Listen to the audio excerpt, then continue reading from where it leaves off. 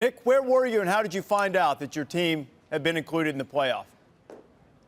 Well, I really hate to admit that we had recruits in for official visits this weekend, and I was actually bringing one of those recruits to my office, so I was in the car and kind of missed it. So when I got here, everybody was waiting for me, and it was really exciting, and we're very pleased and proud and happy, and sorry I missed you guys, but we found out another way. That should probably help with the recruit, too, I would imagine, of finding that out. You made your case yesterday on College Game Day and more strongly on SportsCenter with Scott Van Pelt last night about why you felt like your team should be included.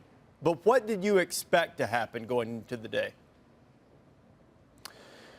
Well, I certainly believed and trusted in the integrity of the committee, that they would do their very best to put the best teams in. A lot of good teams, and I like to congratulate the other teams that got in and some of the other teams that got strong consideration. But I really do believe that based on a total body of work, that our team really deserved the opportunity to be in, and we're very pleased and happy that they did.